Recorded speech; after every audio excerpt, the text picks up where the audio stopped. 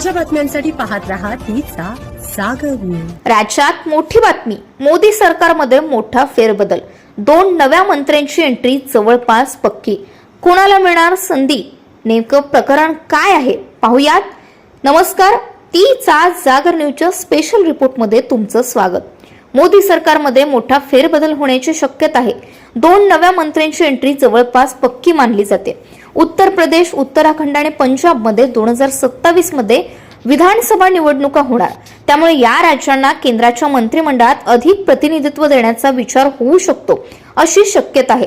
पंतप्रधान नरेंद्र मोदी यांच्या नेतृत्वाखाली केंद्र सरकारच्या मंत्रिमंडळात फेरबदल होणार असल्याच्या चर्चांना पुन्हा वेग आला। मात्र मंत्रिमंडळ विस्तार किंवा फेरबदलाबाबत केंद्र सरकार किंवा एनडीए कडून अद्याप कोणतीही अधिकृत घोषणा झालेली नाही।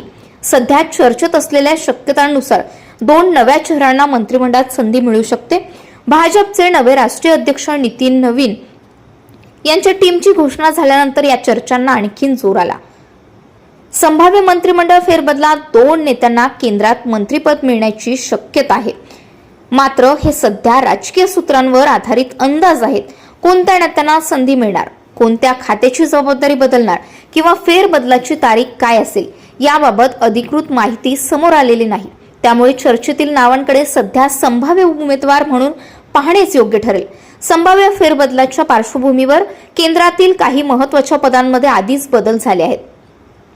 शिक्षण मंत्रालयाची जबाबदारी प्रल्हाद जोशी यांच्याकडे देण्यात आली। याशिवाय अल्पसंख्याक व्यवहार राज्यमंत्री जॉर्ज कुरियन आणि रेल्वे राज्यमंत्री रवनीत सिंह बिट्टू यांनी राजीनामा दिल्याचं वृत्त आहे। दोघांनाही अलीकडील राज्यसभा निवडणुकीत उमेदवारी मिळाली नव्हती। रवनीत बिट्टू यांच्याबाबत पंजाबचा फॉर्म्युला। रवनीत सिंह बिट्टू यांच्याबाबत भाजपकडून वेगळी राजकीय जबाबदारी दिली जाण्याची शक्यता व्यक्त केली जाते।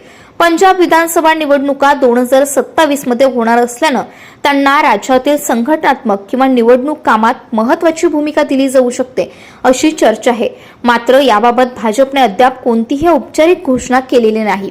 केंद्रीय मंत्री हरदीप सिंह पुरी आणि BL वर्मा यांचा राज्यसभेतील कार्यकाळ नोव्हेंबरमध्ये संपणार, त्यामुळे त्यांना पुन्हा राज्यसभेची उमेदवारी मिळणार का याकडे राजकीय वर्तुळाचं लक्ष लागलं।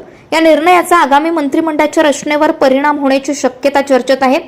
केंद्रीय मंत्री पियुष गोयल यांची भाजपच्या राष्ट्रीय कोषाध्यक्षपदी नियुक्ती करण्यात आली। यापूर्वीही ते 2014 मध्ये नरेंद्र मोदी सरकार स्थापन होण्यापूर्वी त्यांनी हे पद सांभाळलं होतं। त्यामुळे पक्षातील संघटनात्मक जबाबदारी आणि सरकारमधील मंत्रिपद यांचा समतोल कसा साधला जातो हे आगामी काळात महत्त्वाचं ठरणार।